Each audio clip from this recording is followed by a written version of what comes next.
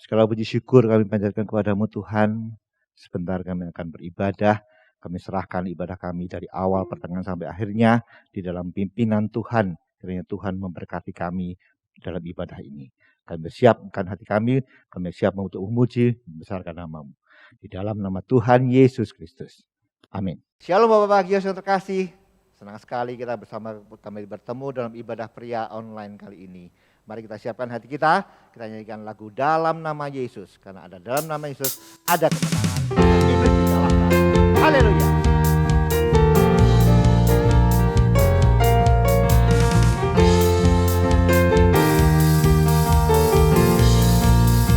Dalam nama Yesus. Dalam nama Yesus. Dalam nama Yesus. Ada kemenangan. Di dalam nama Yesus. Dalam nama Yesus, iblis dikalahkan. Dalam nama Tuhan Yesus, siapa dapat melawan? Dalam nama Tuhan Yesus, ada kemenangan. Katakan lagi.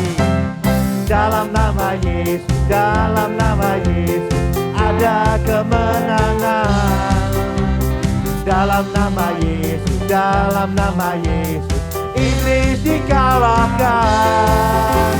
Dalam nama Tuhan Yesus, siapa dapat melawan? Dalam nama Tuhan Yesus, ada kemenangan. Ku menang bersama Yesus Tuhan. Ku menang di dalam peperangan. Ku menang atas segala setan. Haleluya, haleluya, ku menang bersama Yesus Tuhan. Ku menang di dalam peperangan. Ku menang atas segala setan. Haleluya, haleluya, ku menang. Haleluya, dia bangkit. Haleluya, dia hidup. Haleluya, dia naik. Roh Kudus turun. Haleluya, dia bangkit. Haleluya, dia hidup. Haleluya, dia naik. Roh Kudus turun. Haleluya, dia bangkit. Haleluya, dia hidup. Haleluya, dia naik. Roh Kudus turun. Katakan lagi. Haleluya, dia bangkit. Haleluya, dia hidup. Haleluya, dia naik. Roh Kudus turun. Haleluya, dia bangkit. Haleluya, dia hidup. Haleluya, dia naik. Roh Kudus turun. Roh Kudus turun. Roh Kudus turun. Berikan sorak-sorai untuk Tuhan. Haleluya.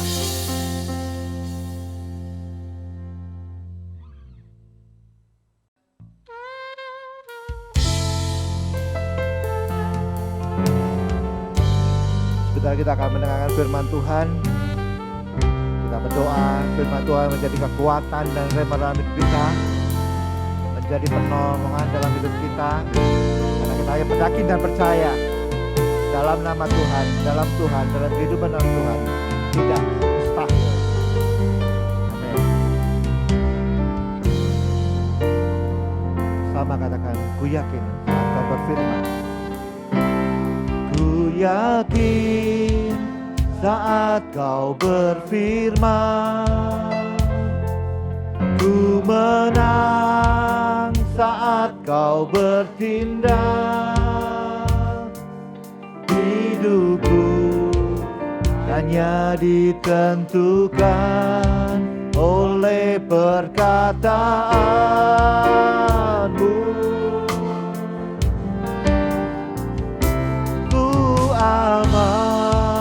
Karena kau menjaga Ku kuat karena Kau menopang hidupku, hanya ditentukan oleh kuasa-Mu.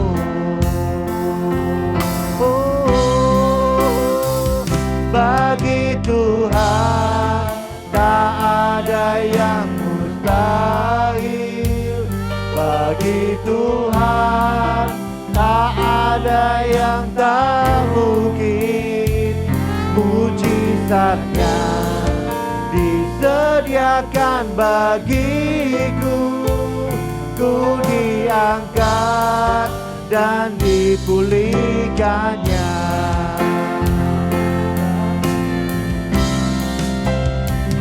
Bagi Tuhan tak ada yang mustahil. Bagi Tuhan tak ada yang tak mungkin.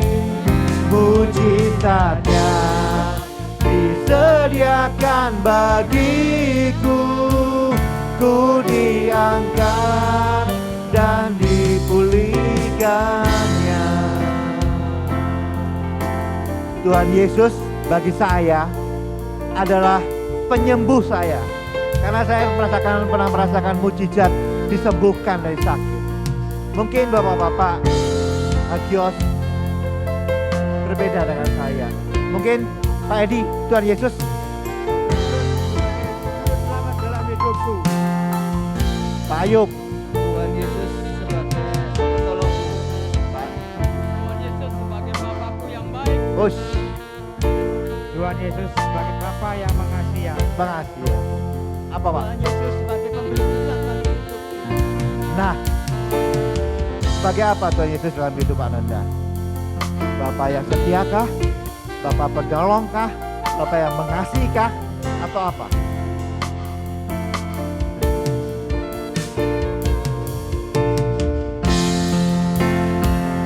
Katakan lagi Tuhan. Bagi Tuhan tak ada yang mustahil. Bagi Tuhan tak ada yang tak mungkin. Mujizatnya disediakan bagiku. Ku diangkat dan dipulihkannya.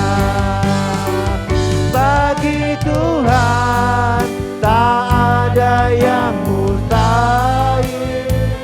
Bagi Tuhan tak ada yang tak mungkin. Mujizatnya disediakan bagiku. Amin. Ku diangkat dan dipulihkannya. Ku diangkat dan dipulihkannya. Ku diangkat dan dipulihkannya.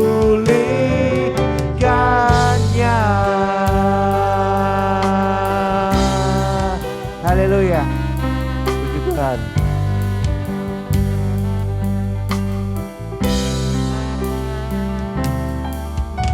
Amin.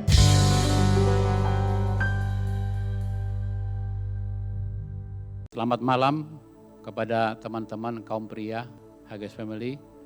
Malam hari ini kita ibadah kaum pria. Sebelumnya mari kita berdoa. Bapa yang ada di sorga, Bapa dalam nama Yesus kami bersyukur Tuhan. Kalau pada malam hari ini Tuhan perkenankan kami untuk mendengarkan firman-Mu melalui live streaming. Bapa di sorga, kiranya Engkau bersama-sama dengan kami, urapi hamba-Mu yang tidak ada apa-apanya. Tetapi Roh Kudus memberikan kekuatan bagi kami. Dalam nama Tuhan Yesus kami bersyukur dan berdoa. Haleluya. Amin. Selamat malam saudara-saudara kaum pria. Malam hari ini saya dipercayakan oleh pengurus kaum pria untuk memberikan firman Tuhan. Judul yang saya sampaikan, tema yang saya sampaikan adalah buktikan kasih-Mu kepada Tuhan. Mari kita baca di Matius 7 ayat 21. bukan setiap orang yang berseru kepadaku, Tuhan, Tuhan akan masuk ke dalam kerajaan sorga. Melainkan dia yang melakukan kehendak Bapakku yang di sorga. Saudara, kalau kita ditanya selaku yang percaya kepada Yesus, apakah Anda mengasihi Tuhan? Jawab kita pasti ya, saya mengasihi Tuhan. Karena apa? Buktinya saya sering ke gereja. Saya adalah melayani dalam bentuk mungkin penginjilan, khotbah, song leader, atau apapun. Itu yang kita jawab. Tetapi pertanyaannya, apakah itu cukup? Ya, apakah itu cukup?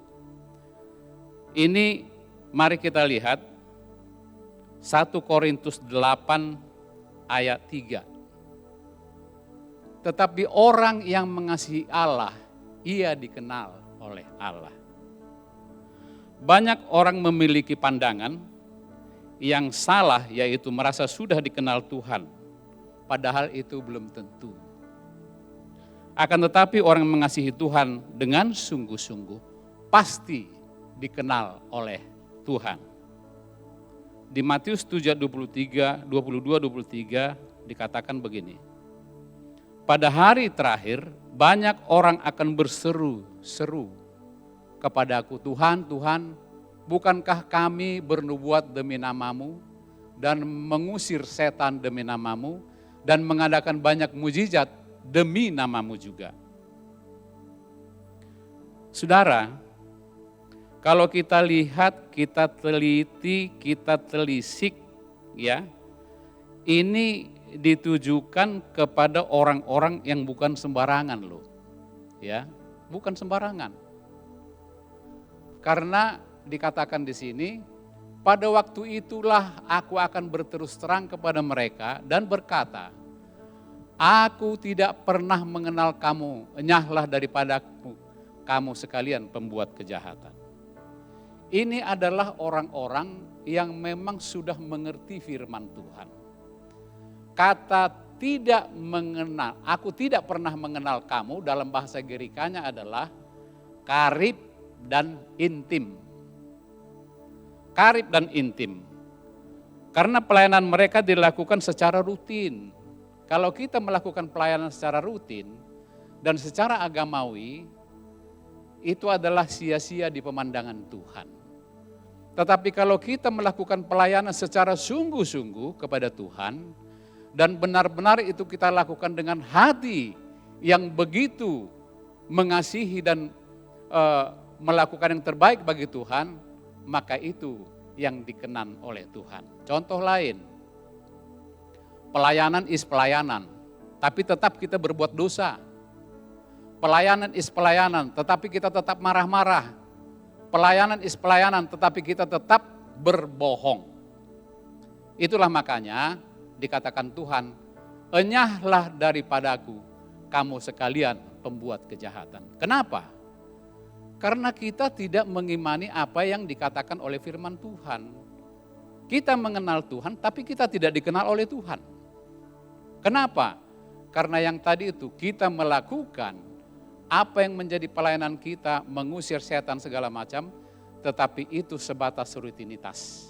Kita tidak mengambil waktu untuk bersekutu secara pribadi dengan Tuhan, agar Tuhan memberikan kekuatan kepada kita. Saudara, yang lain adalah di Yohanes 14 ayat 21.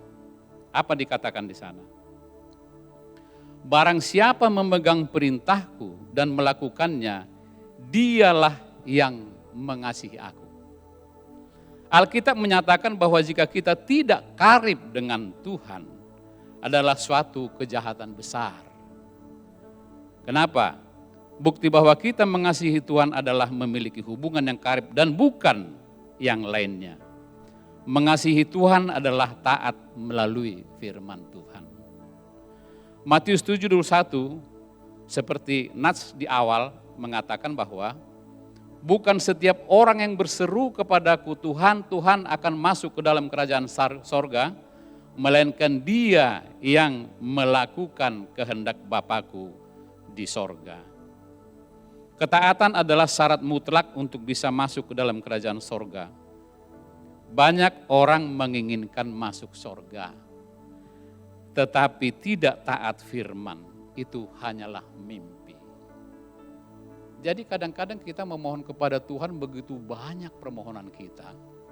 Apalagi kita mau tidur, kita mau bekerja, Tuhan malam hari ini lindungi kami. Tetapi kita tidak pernah untuk bersekutu dengan Tuhan, hanya meminta, dilindungi. Seolah-olah Tuhan itu adalah satpam kita. Tidak. Apa yang menjadi respon antara Allah dengan kita? Kita melakukan bagian kita, maka Tuhan akan memberikan bahagian yang Dia kehendaki. 1 Yohanes 2:5 mengatakan, tetapi barang siapa menaruh firman-Nya, tetapi barang siapa menuruti firman-Nya, di dalam orang itu sungguh sudah sempurna kasih Allah. Dengan itulah kita ketahui bahwa kita ada di dalam Dia. Orang tidak taat firman, orang itu tidak mengasihi Tuhan. Dikatakan lagi di Yohanes 14:24, barang siapa tidak mengasihi aku, ia tidak menuruti firman-Ku. Untuk menjadi orang yang taat tidak mudah, ada harga yang harus dibayar. Dan kebanyakan orang Kristen tidak mau bayar harga, dan sebagian besar orang melakukan keinginan daging. Bekerja terus, bekerja dari pagi sampai malam, begitu juga seterus hari demi hari untuk mencari uang.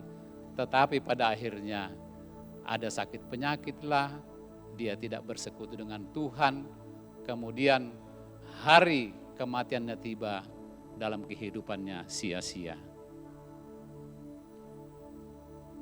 Saudara, kalau kita hanya menginginkan keinginan daging, maka kita akan jatuh ke dalam dosa. Seperti dikatakan di dalam firman Tuhan, masuklah melalui pintu yang sesak itu.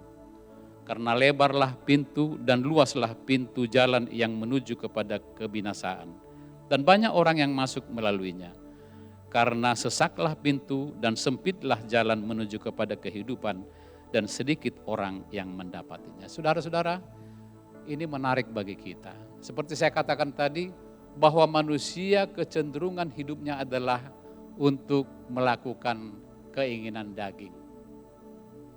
Ya, seperti firman-Nya mengatakan bahwa ada 3 hal yang dicari oleh manusia. Pertama, keinginan daging. Yang kedua, keinginan mata. Yang ketiga adalah keangkuhan hidup. Ini yang dicari oleh manusia. Karena apa? Dia tidak mengerti firman Tuhan. Segala sesuatu yang kita miliki adalah milik Tuhan. Seperti nyanyian mengatakan, aku datang ke dunia tidak membawa apa-apa. Ketika aku pulang ke sorga, maka aku juga tidak membawa apa-apa. Tetapi jika kita percaya kepada Tuhan, Tuhan sudah sediakan tempat bagi kita. Amin. Saudara-saudara, buktikan bahwa kita mengasihi Tuhan adalah mengasihi sesama manusia.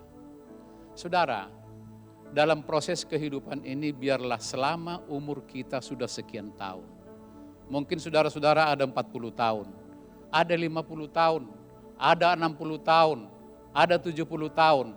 Tapi bagaimana selama kita hidup yang kita jalani selama umur yang Tuhan percayakan kepada kita? Apakah iman kita memang sudah bertumbuh? Saudara, kalau kita tidak mengalami perjumpaan dengan Tuhan, kita tidak merasa bahwa Tuhan itu berkuasa, bahwa Tuhan itu baik. Tidak. Tetapi ketika kita sudah mengalami perjumpaan dengan Tuhan, maka kita menyadari bahwa pengorbanan Tuhan di kayu salib itu adalah memberikan kepada kita damai sejahtera. Karena di mana ada kebenaran, di situ ada damai sejahtera. Saudara-saudara, setiap hari mari kita melakukan karib dengan Tuhan. Melalui apa? Persekutuan kita dengan Tuhan. Sekarang ada banyak di dalam YouTube seperti saudara kita Huta Barat, Petra, kemudian banyak yang lain-lain. Kalau saya paling senang adalah Debbie Basir, ya. Dia seorang wanita, ibu yang selama masa mudanya dia hidupnya begitu suram, tetapi Tuhan pakai dia menjadi pembawa firman. Tiap pagi jam 5, ya, kemudian malam jam 8. Bukan hanya itu aja, juga yang lain menurut saudara mana yang terbaik. Khususnya kita di HGS Family. Jadi saudara-saudara, proses kehidupan kita untuk menuju kerajaan sorga adalah kita setiap hari membangun hubungan dengan Tuhan, dengan Tuhan, dengan Tuhan. Akhir daripada hidup kita yang terbaik adalah kita bersama-sama dengan Tuhan. Itu yang kita lakukan. Tetapi kalau kita pertama start awal adalah bersama dengan Tuhan, tetapi start akhir kita bersama dengan kedagingan dan dunia ini, kita akan masuk ke kehidupan kekal yang masuk neraka. Saudara, kalau kita lihat lagi di 1 Yohanes 4 ayat 20 tadi, jikalau seorang berkata aku mengasihi Allah dan ia membenci saudaranya, maka ia adalah pendusta. Karena barang siapa tidak mengasihi saudaranya yang dilihatnya, tidak mungkin mengasihi Allah yang tidak dilihatnya. Kadang-kadang kita berpikir, aku ini adalah orang yang sudah dekat dengan Tuhan, seperti saya katakan tadi. Apakah kita sudah dikenal Tuhan? Belum tentu.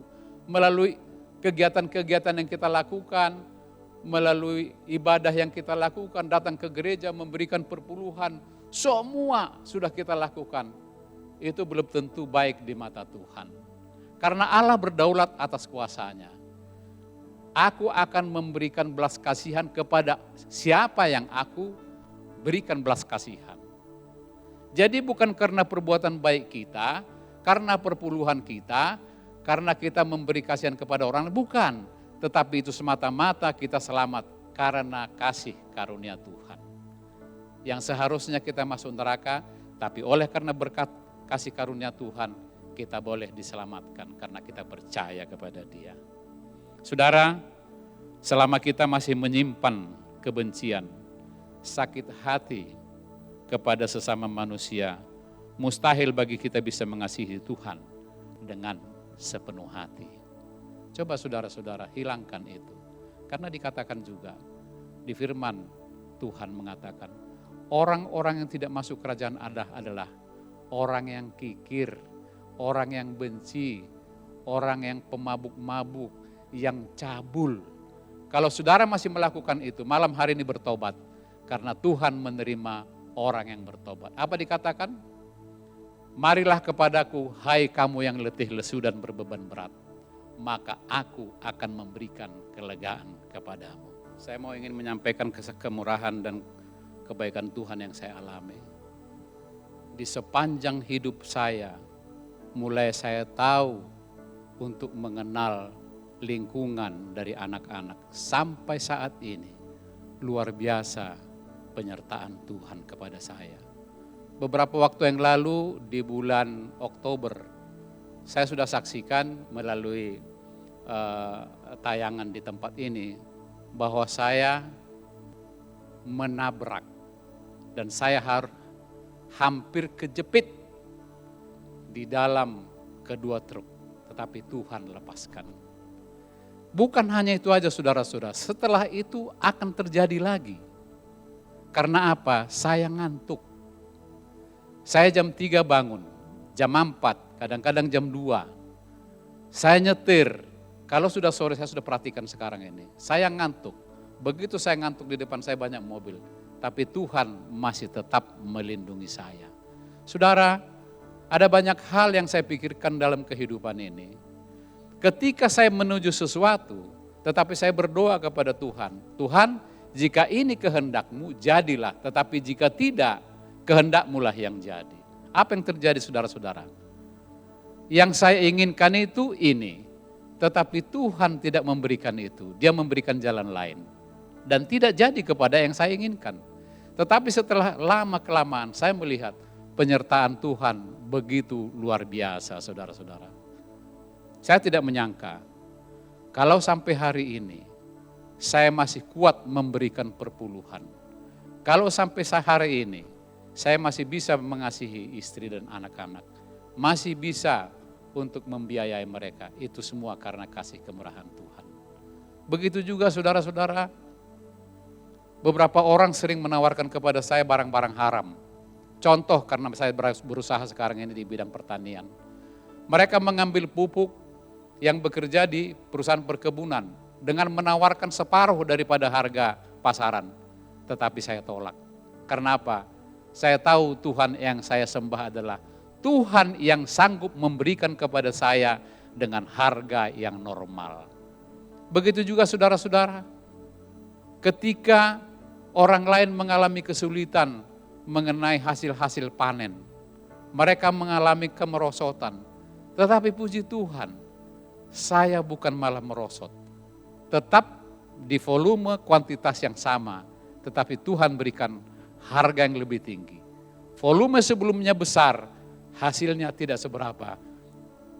Sekarang volume kecil, tetapi penghasilannya lumayan.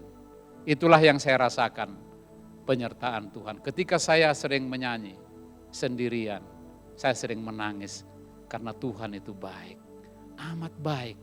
Saudara, kita beruntung memiliki Allah yang luar biasa. Siapa dia?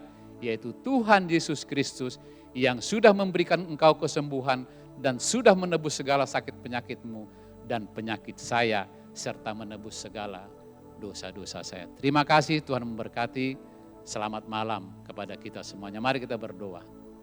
Bapa yang ada di sorga, kami sering Tuhan tidak menunjukkan kasih kami kepada Tuhan. Karena kami sering lupa, sering begitu bangun pagi tidak bersyukur kepadamu. Langsung melakukan kegiatan-kegiatan kami menurut kehendak kami. Malam hari ini Tuhan kami diingatkan kembali, agar kami menunjukkan kasih kami kepada Tuhan dan menunjukkan kasih kami kepada sesama manusia. Tuhan berikan kami kekuatan untuk melakukan firman-Mu, karena dalam firman-Mu ada hidup. Di dalam firman-Mu ada berkat. Di dalam firman-Mu ada kekuatan. Berkati semua kami, kaum pria Hagios Family. Malam hari ini kami serahkan tubuh, jiwa, dan roh kami.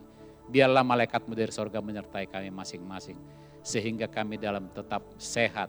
Jika ada saudara-saudara kami, kaum pria, yang sakit pada malam hari ini, kami berdoa dalam nama Tuhan Yesus Kristus, biarlah bilur-bilur Yesus yang menyembuhkannya.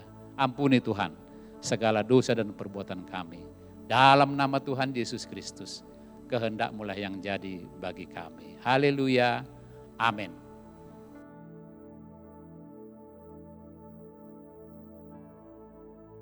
Mari Bapak-Bapak, kita akan mengakhiri ibadah kita pada saat malam hari ini. Kita tundukkan kepala kita dan kita berdoa. Bapa di surga, kami ucap syukur buat pertolongan Tuhan. Malam hari ini Engkau sudah memberkati kami lewat pujian, lewat firman yang sudah kami dengar. Kiranya Tuhan Engkau meteraikan dalam setiap kehidupan kami. Dan Engkau memberkati setiap kami, Bapak-Bapak pria Hagios di tempat ini, agar kiranya Tuhan mereka boleh mendapat pengharapan yang daripada-Mu, agar di kemudian hari mereka menjadi orang-orang yang senantiasa hidup mengandalkan Tuhan. Segala sesuatunya Tuhan indah pada waktunya Tuhan akan sediakan, memberkati usaha pekerjaan pelayanan mereka dalam rumah tangga mereka masing-masing. Terima kasih Tuhan. Mari kita mengangkat tangan kita dan kita terima berkat daripada Tuhan. Bapak-bapak pria Hagios yang kami kasih dalam Tuhan, terimalah berkat damai sejahtera daripada Allah Bapa di surga, kasih sayang daripada dan cintanya Tuhan Yesus, penyertaan daripada kuasa Roh Kudus yang akan menjagai kita sekaliannya. Sampai Maranatha Tuhan datang kedua kali menjemput gerejanya. Di dalam berkat nama Tuhan Yesus Kristus. Haleluya. Amin.